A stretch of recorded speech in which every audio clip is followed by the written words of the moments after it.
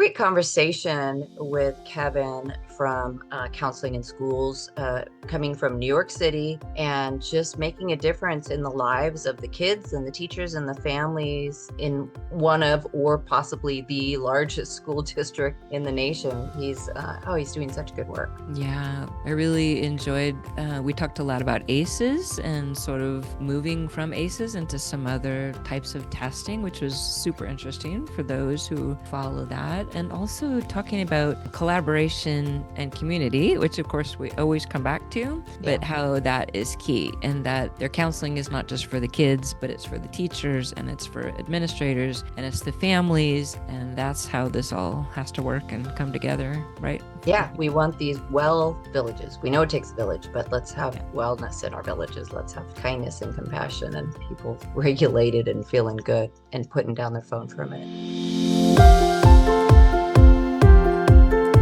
The world is a lot right now. Are you feeling it? We all need new tools to help us walk through the chaos with grace, ease, and compassion for each other and for ourselves.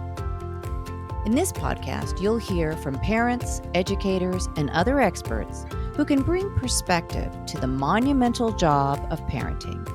It's time to level up and be warriors for our kids and our communities. This is the Warrior Parent Podcast. I'm Marci Mitchell. And I'm Debbie DeMano. As parents, we understand that it really does take a village to raise our kids. We hope that this podcast serves to create and support that community for you. Join us as we discuss and practice our core tools, which are proven mind-body techniques that can be used by anyone to improve your life on a daily basis. Welcome back to the Warrior Parent Podcast. We are so grateful you're joining us. And today we're going to be speaking with Kevin Dahill-Fuchel. And he is a leader in school-based social work programming. He has more than 30 years experience in working with children, families, and school staff. Kevin joined CIS, or Counseling in Schools, in 1993 as a counselor and advanced to become the supervisor, trainer, and manager. Kevin has led the process to evolve CIS's service to reach beyond counseling services to include a multidimensional and strength-based menu of services that support an entire school community. Kevin is now the executive director of Counseling in Schools. In his current role, he's committed to developing a team leadership model within the organization that embodies the non-oppressive, collaborative systems that are needed to effectively take on the complex challenges routinely faced in schools by children, families, teachers, and administrators in the largest and most complex school district in the country. So this is a lot of stuff that we are all about, and we are really grateful to have you here, Kevin. Thanks for being on the Warrior Parent Podcast. Thank you, Marci. It's great to be here, and thank you for making your way all the way through that introduction. Well, a lot of different concepts to throw together there, but thank you for that. I appreciate it. Yes, no worries.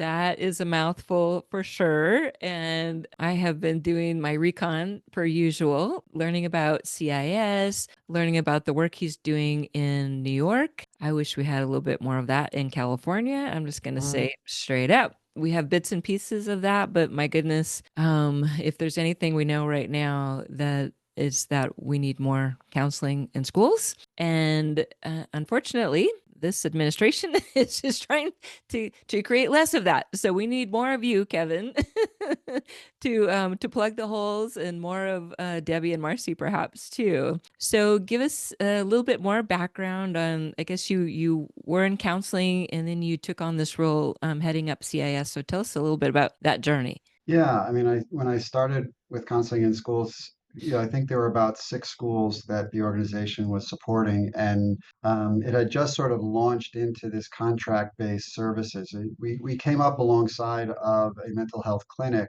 that was sort of third-party billing within communities that could do that, but often the services would drop for the student if the insurance had, some problem with it, which was no fault of the child's. Right. So the Never founders is. of that, right, the founders of that clinic set up an ancillary organization, Counseling in Schools, to accept grants that would fill in those gaps. As Yeah. sort of grant-based work started, there started becoming more grants available to do the work Mm, directly, which kind of was nice because it got us away from sort of this medical model approach. The model itself is fine, but the diagnosing, some different elements of it were Yeah. creating barriers to access when really what Yeah. our services were trying to do was break those barriers down. So yeah. we could get into spaces where we could get grants to fully fund the services, either private, or governmental, then we could really work with families in a way that was much more, aligned with sort of where the community was or what types of language we needed to use or what the service actually would look like based on, again, who was there. So I came in at a fortunate moment when the organization was just starting to move in that direction. And then a few unfortunate things happened that kind of spurred this conversation further. I mean, one of them was Columbine, go back that far. Ah, Then we had 2001, right, and 9/11, and that yeah. was really the sea change for New York City in the recognition of this type of service. And that's when I moved into administration because the organization needed to grow pretty Hmm. quickly to meet some of Yeah. the demand. And I had been Yeah. in, for about 8 years in the organization and understood what the programming could look like when working well. And there weren't a lot of people. Again, we had about 6 schools, so there was only. I was just fortunate to be able to then work with one of the founders and found Hmm. that from an administrative angle, I was really able to communicate what it was we did, set up programs well, so I kind of stayed from around 2004 and 5, stayed in that administrative part as part of supporting the executive director. And then the other speed bumps along the way were the 2008, 2009 financial crisis, which Yeah. create a lot of homelessness. We felt here Mm, in New York, you probably did in California, the 2011 absolutely. earthquake in Haiti. There was a huge Haitian population here that needed to be responded to. And then we had Superstorm Sandy. And finally, we had COVID. So, like, all of these things have Wow. been contributing to a recognition of need. Yeah. Yeah. And, for me, and as I was working administratively, the recognition of opportunity that schools present to become centers of healing, which is Yeah. something we really think a lot Yeah. about. And I think schools have had sort of a key place in community development, but I think it was pretty narrowly defined. And I think the broader definition fits well. And I can say more about that as we go on in our conversation. But I think the broader definition fits well.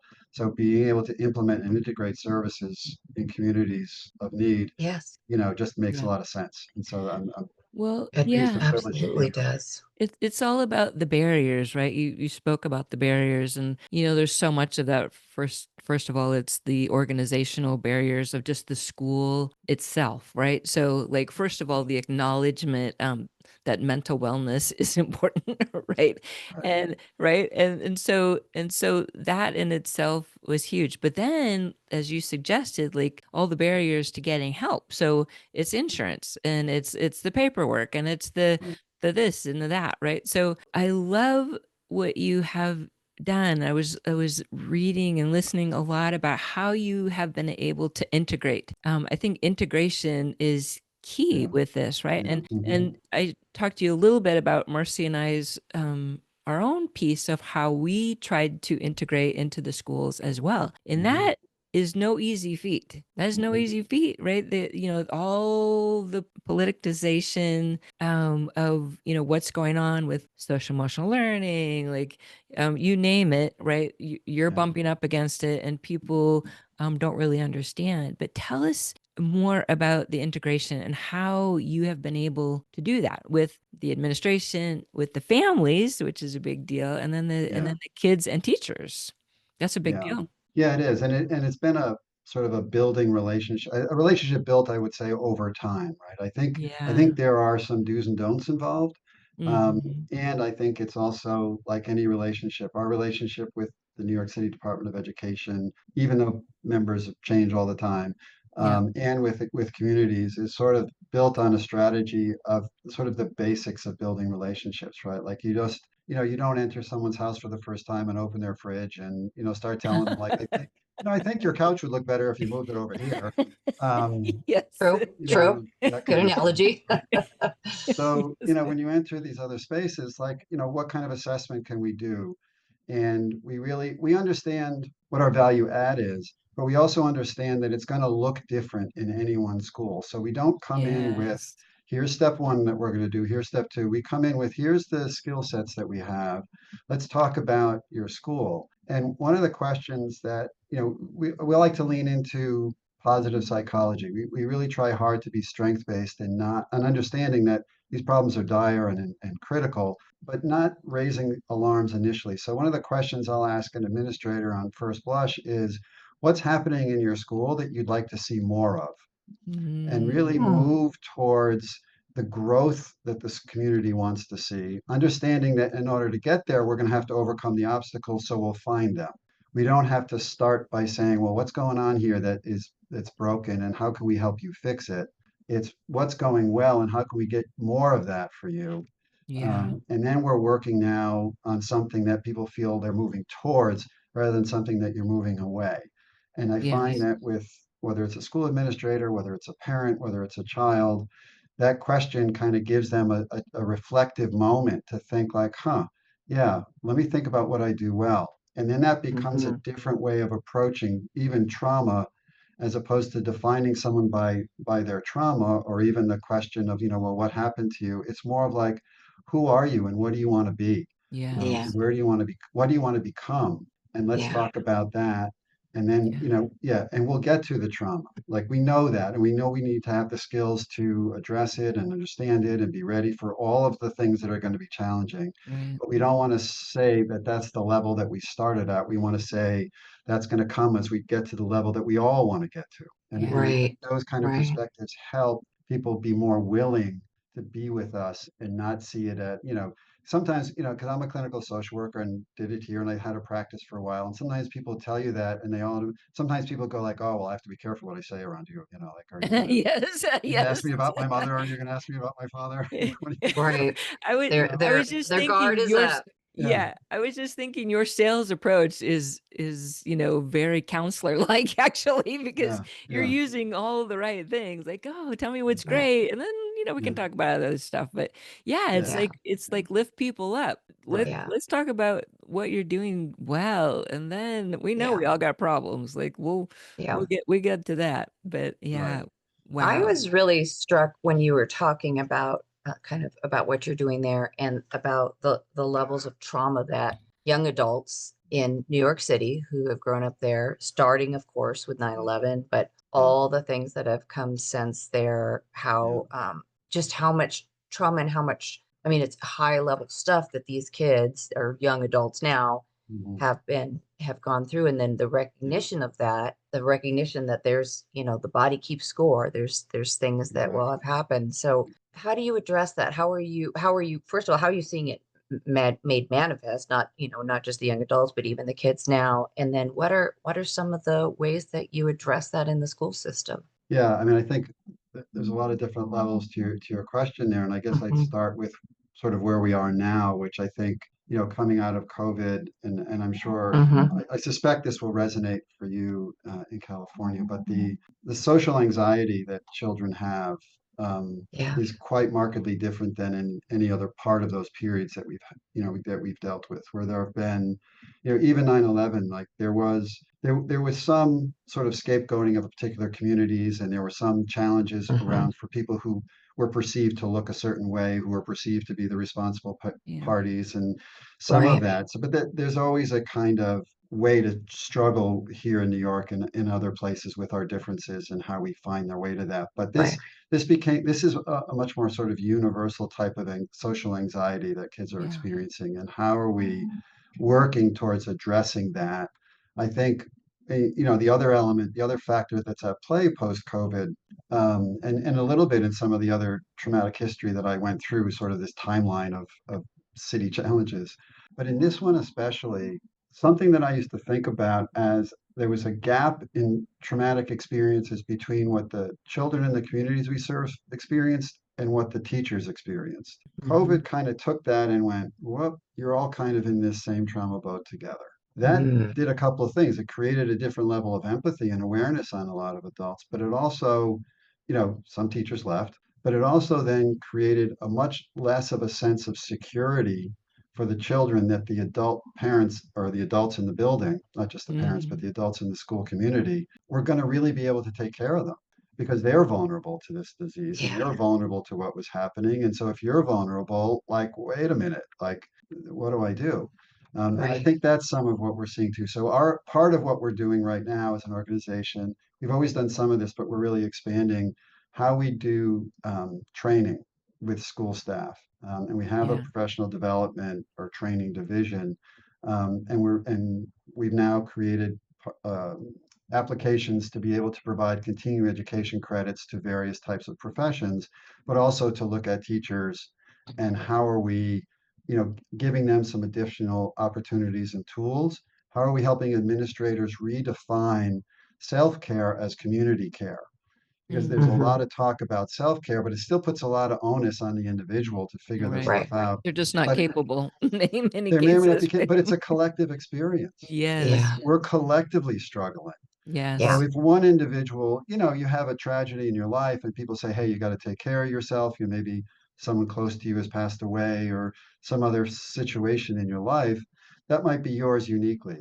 But what we're going through now, whether it be COVID or some people experience our current, climate in other directions as being traumatic, it's Yep. Oh, yeah. collective. So how are we setting up collective opportunities for wellness and care? And that, again, it's when you talk Mm. about integration right now, that's the opportunity that's coming through for us Yes. now. Amen. Um, right? And so Amen. Yes. people are listening, at least here in New York City, people are listening Yep. and they're trying to see how can we find ways to make that collective conversation real and what are we Yes. doing as a school leader, what am I doing to make collective opportunities for wellness available and not, moving away from some of the not that they can leave the metrics that they're going to hold teachers accountable for, but the ways Yeah. in which they even approach that Yeah. or the Yeah. opportunities that they give for time out of class or time Yeah. with certain groups or things that they can do that are more life-giving to them. How can they Yes. make that part of the school day? I wanted to ask you specifically about the ACEs. Mhm. So, Marcy and I have done quite a bit of work around this. For those who are listening, adverse childhood experiences been around for a long time. It was studied on by Kaiser years ago, and we sort of built a lot of what we did considering ACEs. And so, I saw that you were using this test. So you're talking about trauma. Um, Mhm. and then I'm wondering about the use of that evaluation. Probably, I don't know, Marcia been at this a couple of years now. Maybe a year and a half ago, there was, I think, an assemblyman from Southern California who was attempting to bring the ACE test, into the schools and do some other things. But they quickly found once they brought the ACE test into the community, it opened up a whole can of worms, which no one was willing or capable to do much with, right? Right, So right. so he brings this into the legislature and they're going, oh yeah, like we should do this. And then when they figured out like what had to be done as a The result of, follow-up, yeah. yeah, they're like, oh no, we're not doing that. There's Yeah. not enough money on the planet Earth to take this on. So talk about that. I think you talk about that in maybe another one of the podcasts you were doing, but Yeah. are you using that? We're using something now called the Strengths and Difficulties Questionnaire, or SDQ, which has also been around for quite a while because we had the exact experience that you just described with the Ah, ACEs piece. Even with our team in place, there were, the generational and complex trauma that exists in some of the communities that, we're going to want to be a part of to create supports for, when you peel an onion back and an assessment tool that deeply, it really felt then irresponsible to your point. mm, Not that we didn't have clinicians in place, but it's just you open something up in a conversation that wasn't even in the context of a therapeutic engagement, right? You could, if you right, were doing that in the context of a therapeutic engagement, that's fine. But you were doing that to try to create some kind of a tier one, tier two, tier three type right. of intervention scheme, Yep. but you would find that where people would go in response to that assessment would make everybody like tier 20. Hey, we just wanted to take a quick moment to tell you about something very exciting that Debbie and I and our team have been working on for literally years. And that is our Cour Tools app, which is now available at the Google Play Store and at the Apple Store. And you can sign up for it now, and you will get access to all the tools we've been talking about on the podcast. And if you're an early adopter of Cour Tools, you can get a VIP price for $49 for a lifetime. That's Lifetime. right. Buy it once, and we'll keep updating it too. Yes. So we're super excited about this. Go to Apple Store, go to Google Play, and purchase it now. Cour Tools, COUR, capital TOOLS. Go get it. Yes. And that just Yes. wasn't, and then you couldn't really assess, like, well, did this happen? Is this, it's being like, what is creating that part of the conversation when this person was functioning relatively well? We knew there was some need, but like, why do we? So again, the idea for us became, if we look, so the SDQ looks at, right, what are the things, again, that is going well? What are the sort of the strengths? What are the difficulties? And it's a three-pronged assessment. So, if I'm the designated child, right, I'll fill it out myself. Marci, if you're in my family, you'll fill it out. And Debbie, if you're my teacher, you'll fill it out. So we get 3 points of view on the strengths and the difficulties that I have. And we'll do that a couple of times and see with what it is that we're doing. Now, if somebody is super high on the difficulty scale, right, that becomes a triage moment for what might happen. What you do find is that most people, of the individual as well as those in support of their life, are able to recognize strengths.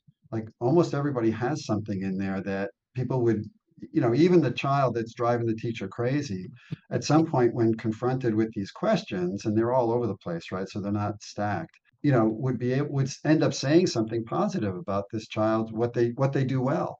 So again, wanting to use those things to help the engagement process, because without the engagement process, you're not going to have any kind of healing or therapeutic engagement. So we centered it on the SDQs. We found a company called the Youth Mind Institute, which happens to be located in London.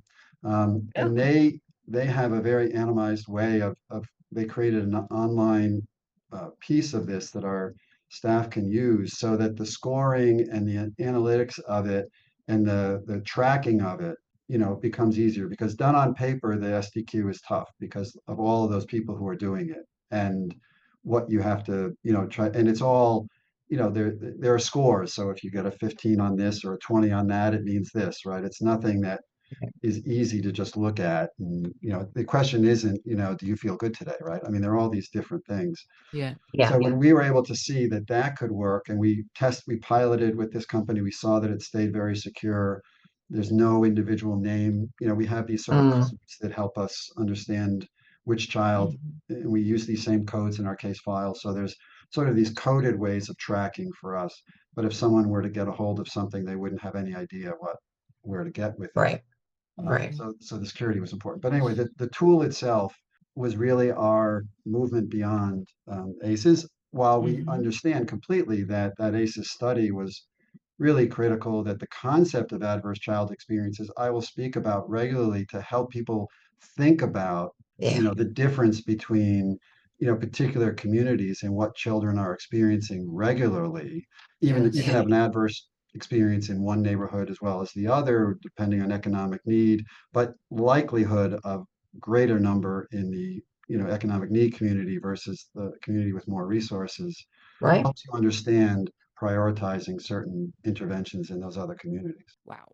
Oh, I love that. I wrote it all down. I'm like, I'm gonna go get some more of that. It just emphasizes how complicated it all is, but it's so important. Like you can't just be like, you could see the inclination to be like, oh, this is too much. Like we just let's just, we don't want to go there, but you can't do that. Like we need to go there, but we got to have a path that's not going to completely overwhelm the people who are trying to do the work. Right. And along with that, and I think you said this before, but really overwhelm the person who's taken that survey, right? Yes, Yes. overwhelm everyone, Survey. right? They Because we just know they that when yeah. everybody in the family or the classroom or whatever, the more overwhelmed people there are, the harder it's going to be to. Yeah. Yeah. Yeah.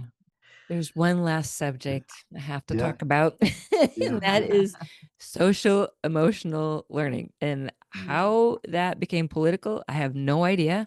But, Marcy and I started on this journey with these tools, right? These tools for helping everyone on the planet. We say 4 to 104, like everybody needs them, right? mhm, So I Some went basics and matter. did this training for a year and a half, got trauma informed and mhm. social emotional training. And then we go out, and Marcy and I are all excited. We go into the schools and we have all this stuff. And, we're kind of chugging along and people are kind of getting excited. And then all of a sudden, whammo, like SEL is not allowed. It's not allowed in schools. They're getting rid of books that have SEL. And we're like, okay, wait a minute. I think this might be root cause right here, right? So talk about social emotional learning. Like, what are schools in New York becoming more integrated with their SEL training for students, little kids, not just high school or whatever. Yeah. Talk about SEL and tell people what it really is.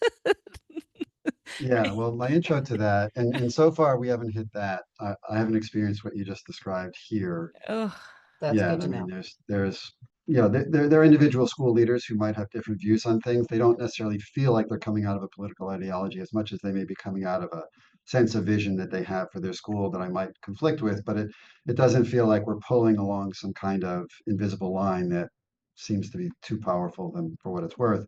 yeah.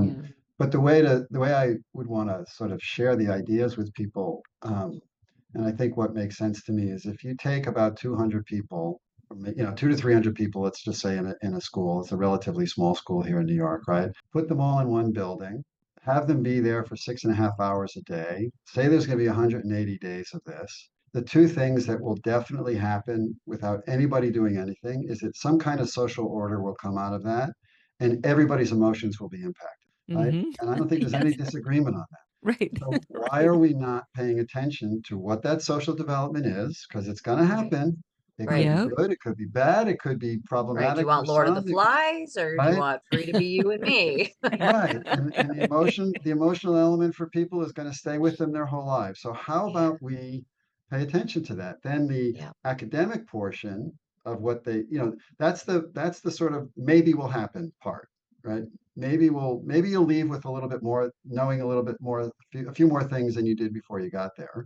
Yes. And hopefully you know a lot more things than before you got there. But what we want you to do is know how to understand what you're feeling and know how to understand who you're interacting with and how to interact with them better. Because Yes. without those things, the knowledge that you've gained isn't going to really get you very far.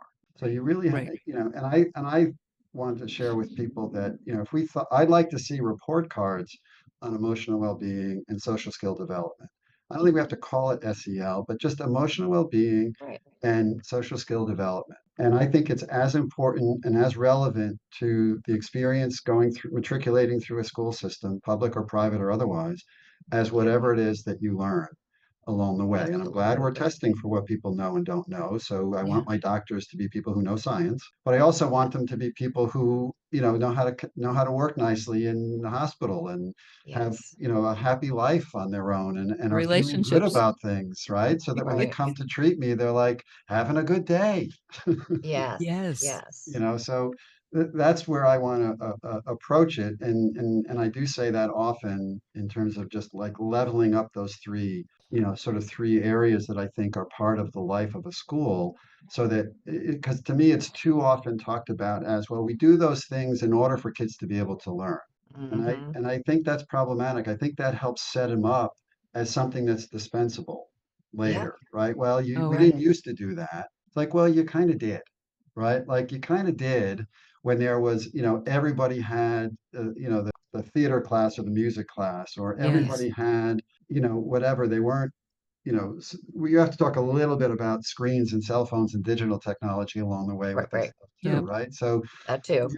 New York just implemented a law that throughout New York, right? You cannot bring an internet-enabled device into school. And this is going to Ooh. be the first year, the first school year, starting, what are we, like 2.5 weeks away? Mm. When every school has had, the department, every school district, in New York City is one school district, had to write a policy that adhered to the law. And then every school principal has to create a procedure that adheres to the policy, which adheres to the law. So Mhm. they've all Wow. been going through this.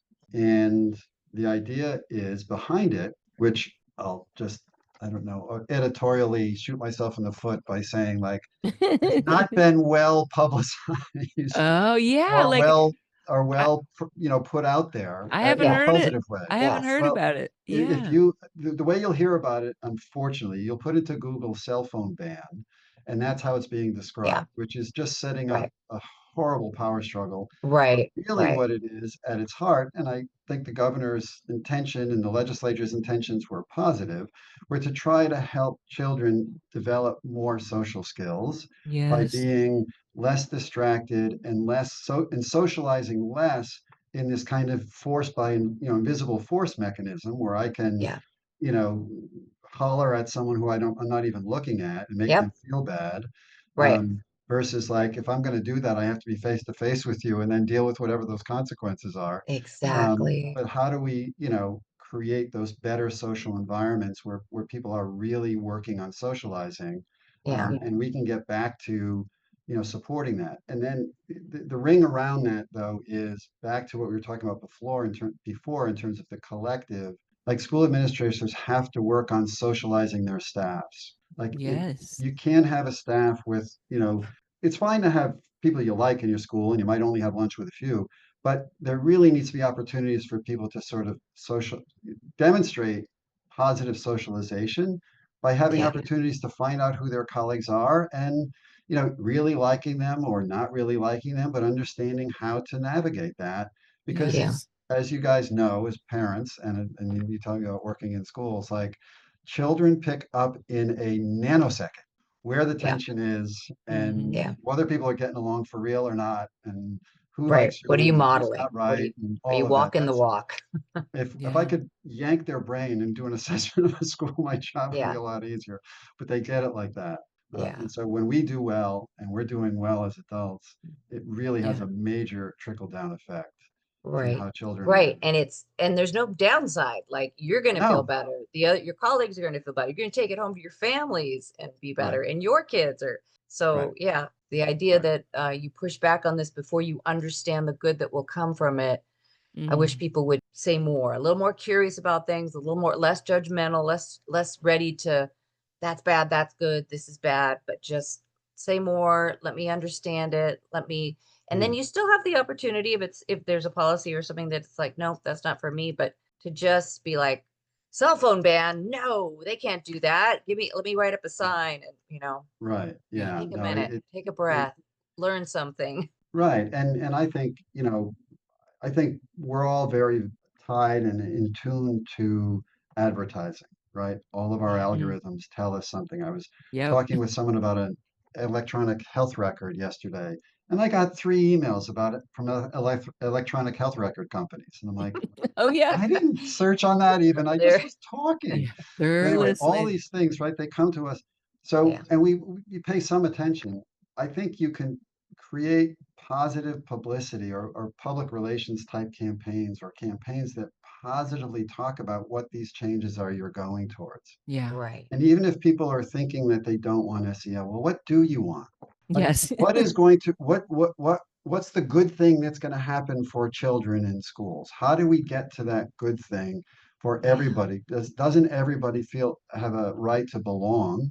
So if we're not going to do that, okay, I'll be open to a suggestion, but it can't just be we're not going to do that. It has to be Right. we have to Exactly. do, Yeah. something else. And then you have to be open to that, right? It can't just be, well, we're going to, take this one religion's model and make it everybody's way of living. That Right. that doesn't create belonging. So let's think about No. what does create belonging. If Yeah. it's not this, then what? And those kind of conversations maybe can get us there, but ultimately they have to be conversations, good faith, like you said, Marcy, like people Yes. who are willing to be open to sort of Yeah. say, like, okay, let's talk about this versus like, no, my mind's made up and all you're Yeah. ever Right. going to get from me is the hand. So Yeah. Yeah. And I love that you just said belonging several times, because the Mm. importance of that, especially in your formative years, but always, we all need that. Always, always. Yeah. Wow, that is super good. I'm Yeah. like, bravo, bravo. Yeah. We need And more Kevins in the world right now.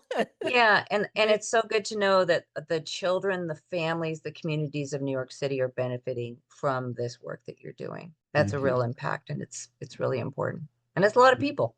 Right. I mean, look, New York City public school system, I think, I don't know, like sometimes people will say like, we have the largest system. And then we're like, no, Los Angeles has the largest system and whatever. I don't Whatever, care. whatever. They're It's a Yeah, big, lot. it's a lot of right? We people. got 900,000, close to 1 million kids. We've got Yeah. so That's many a lot of places. people. Right. And Like, when you talk about ripple effect, even yeah, with just one kid, so yeah. that's a big ripple effect. Right. So And yes, look, thank we you. serve Thank about 10,000 a year, which takes every ounce of energy that we have, you. I'll right? bet. And that's right. What percentage is that of the overall? So, and there Yeah, are others. I mean, I have great sort of other organizations that we partner with to do this work. absolutely. There's And lots of maybe, people out there yeah, trying to do this yeah, good stuff. And the more one organization has success and it can be shared, and yeah, again, it ripples out.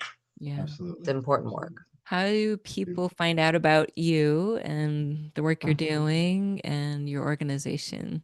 Well, I mean, since the internet was just invoked, I'd have to say that it's probably the That's best right. way. I mean, Yeah. We'll call you counselinginschools.org. up. We'll ring you up. Yeah. Yeah, counselinginschools.org. There's a bunch of things on there. There's even some free downloadable resources for teachers and parents for some basic things that, one of the ones that gets downloaded a lot at the beginning of the year are sort of conversation starters for Hmm. teachers with their new classrooms, Hmm. and other ways of just kind of creating some kind of comfortable social engagement where at times people have, lost a little bit of that skill. So yeah, we have stuff there that it's usable. We had a very successful, our first ever big conference that we ran this spring. So we're looking to, like I said, expand our training capacity. So if you look on our website and there are things that you'd want to be involved as we sort of look to kind of put them out there more, both people who are trainers as well as people who want to be trained. Hmm. That's going to be showing up more on our website as we do a platform where we can do some remote stuff and some hybrid stuff and some asynchronous Yeah. stuff. So, and really it's a cycle. Like we want to there's another thing on there where you can share things that you know with us. Like we want to Okay. learn. We do what we do to the best of our ability, and we get better when we're in conversation and people share with us like, hey, this is something that I heard you say this, but and because we've adjusted and changed over the years a lot. Yeah. Like you were talking about, from ACEs to SDQs, from the trauma conversation to the what's right with you conversation, Yeah. and those things have all come from just being with the sort of the community of people who are doing this and finding the best practices and getting the feedback from those that we serve, Yeah. that this has been good for them. So Yeah. yeah. That's Great. beautiful work. We are so grateful to have this conversation with you, Kevin. Yeah. Thank you. I really appreciate the opportunity and encourage and appreciate. I think that the authenticity that comes from the two of you taking this on and pushing it forward, and as far as the two of you are and continuing to do, that's super important and inspiring. And I hope it inspires other parents too to, not take whatever answer they have that they didn't like for an answer, and take action instead. I think that's Yes. really awesome. Yeah. Thank you so Yes. much. Thank you, Kevin. Hey, warrior moms. As we started this podcast, we had determined that part of what we were going to do is to create a community. So we have decided to take it to another level, and we have started our own Facebook community in addition to the Warrior Parent podcast, and it's called From Chaos to Calm, a sanctuary for moms. Here's what it looks like.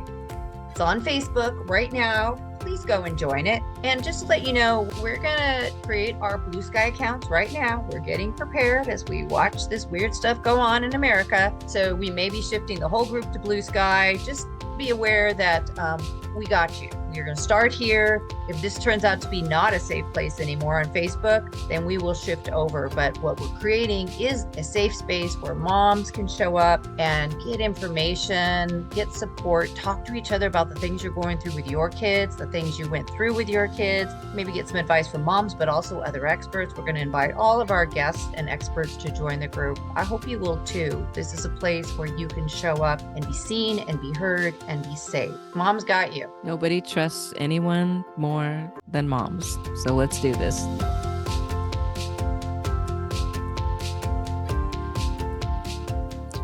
And now for your core mental health break. This is your opportunity to take a moment to support your mental wellness, your peace of mind, your own ease and grace. Take some time every day to support your mental health. You deserve it, and it matters. So today we will do an affirmation. So I encourage you to speak this aloud. I am worthy. I am worthy. I am worthy. Let that be your affirmation for today.